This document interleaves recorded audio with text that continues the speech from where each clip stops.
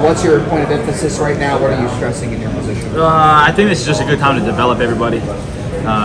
Everybody knows we have one of the best tight ends in the country coming back, right? So now it's time to find, okay, who else can contribute at a championship level, right? That's a standard around here. So Who's been standing out in that regard? You know, we just got back off the road. I haven't even really had a chance to work out with my guys yet. This morning was the first time kind of being back around them, so I can't kind of tell you it.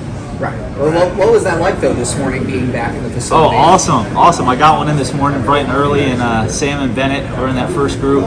There's a discretionary week, so they can come in whenever. So got to run with them, kick their butts. Bennett seemed like a guy who was on the practice field every day, getting extra work in. Where did you see him grow the most this spring? And are you expecting to see more of that as summer?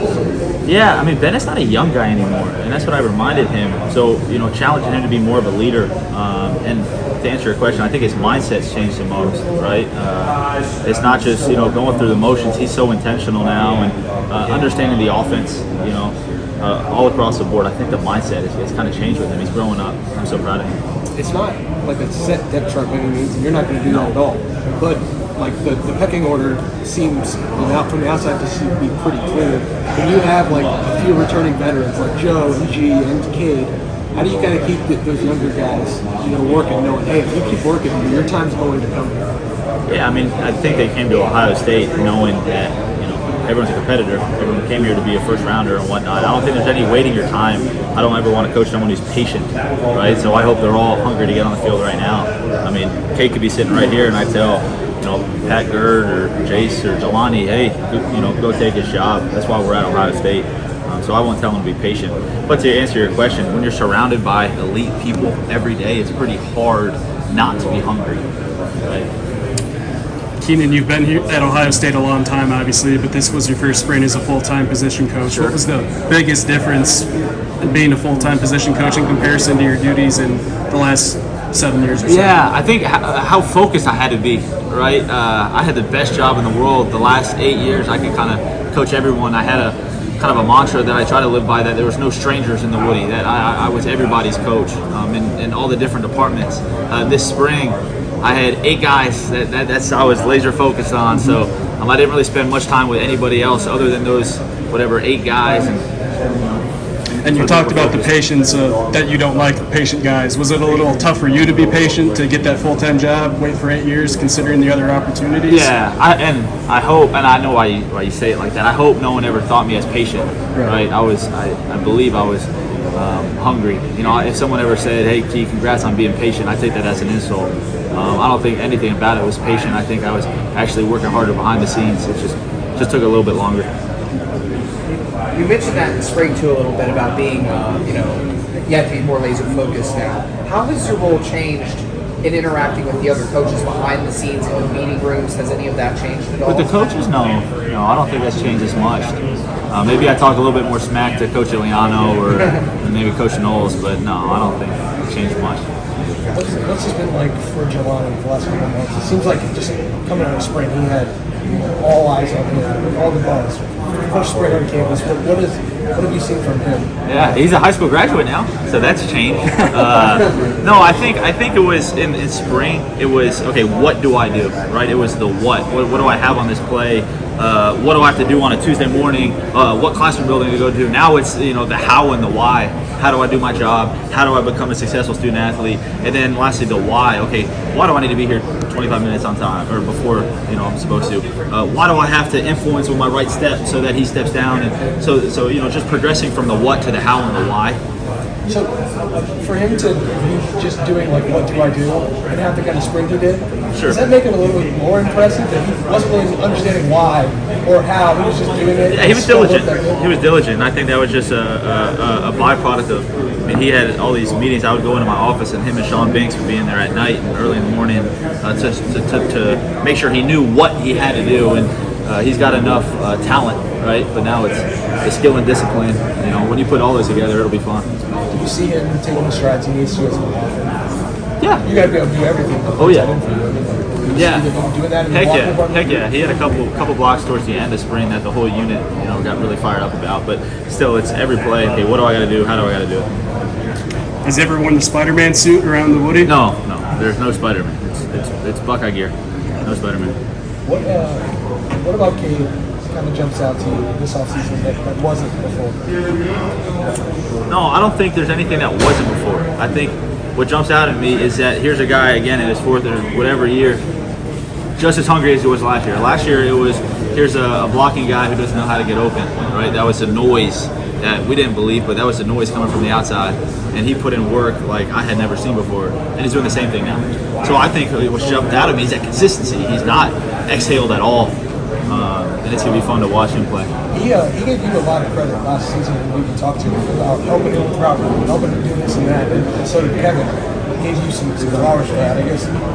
To now be able to hone in on 8 guys, but specifically keep working with Cade the way you have been. Oh, yeah. How much fun has that been? Golly, it's a riot. It's a riot. I think the highlight of my day is however many minutes I could get with my guys per NCAA, whether it's an 8-minute indie period. I mean, those are the best 8 minutes of my day.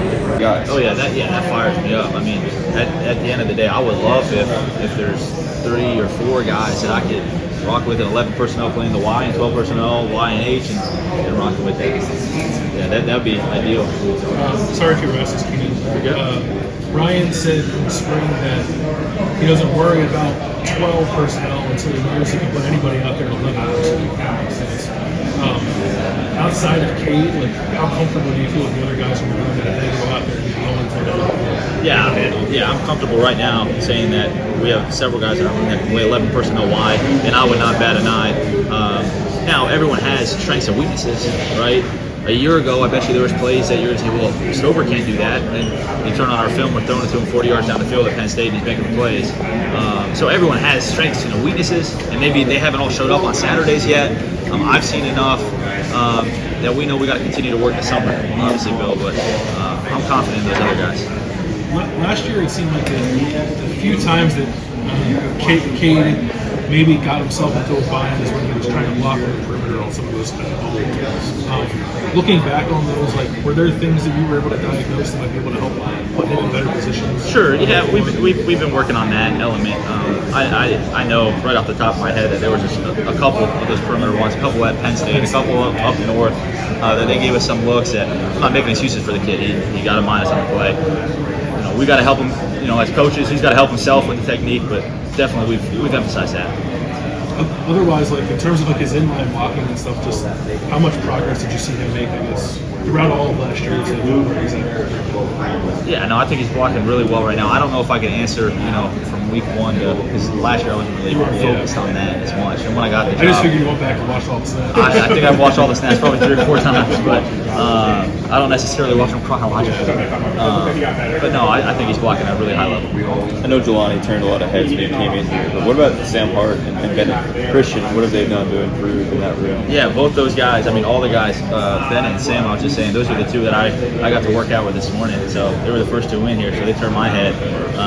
I'm fired up for them. I can't wait for all their contributions to the unit. Specifically, where do they still need to grow, maybe at the position? Yeah, I think everyone has some strengths and weaknesses, but I don't know if there's one thing that Sam needs to do or one thing Bennett needs to do. Let's keep getting better as blockers and route runners, as a whole unit. How realistic is it for Jelani to play a significant portion of true freshman at this position? I don't know. I think when you start putting expectations on, that's when you start getting jammed up. All I asked for him was to restrain and learn our culture by the end of spring ball and learn to know what to do. And now I'm challenging him. You're not a freshman anymore. I know he still is, but after spring ball, you have a black stripe on. You're not a freshman anymore. So now I'm holding him to the standard of G and Joe and Cade and Bennett, Sam, and the rest of the guys. So it's only to get harder, now that we're raising that expectation for him, if that makes sense. I don't know how much he's going to play. Hopefully a lot. Hopefully all these guys play a lot. I guess maybe I'm asking you about your philosophy. Does a player have to be able to do everything before you let them do anything, or can you accentuate kind of what they are able to do now while the other stuff comes Well, the only time you get yourself in a pickle is if I put someone out there who can only do this certain column. Then all of a sudden, Coach Hart and Coach Day's call sheet just gets shrunk, and now all of a sudden I'm hurting my offense because now it's Ohio State playing with one arm behind their back. When we can put 11 guys out there, whether they be all receivers, all running backs, all tight ends, and I got the whole call sheet. Watch out! We're about to score a touchdown. So we haven't necessarily played in that world where I can only call these certain plays. maybe if you're talking about getting Cade off for series, you guys are winning, things like that. Is that the opportunity? Okay, maybe it does shrink things down, but it's also an opportunity for him to get on the field. Yeah, we've got a lot of guys in the room. So if there's an opportunity that we're up big, the next best guy is rolling in. I'm not looking to get a rep count or anything like that. Is it kind of unique in your room? I think there's probably a higher percentage of walk-ons than in any other room in terms of just how many guys you're coaching. Is that right? I would think so. It's maybe there's only a small percentage in every other room, and you've got 4 or 5. Oh yeah.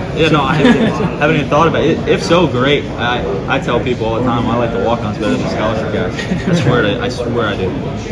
Just because they, that's the backbone of your culture. You want to have a bad practice, have bad walk-ons, right? Some of my favorite players I've ever coached, Mitch Rogers and Sam Wiglis and Cade and all those guys. They're not scholarship guys. They're all Buckeyes. They don't have special stickers on their helmets that, How can Zach Herbstreit bring for you? Herb's been awesome. He kind of fought a little injury there in the offseason, so I haven't had the ability to coach him so much yet as far as on the field goes, but I've known Zach as a player and as a man. I love Zach.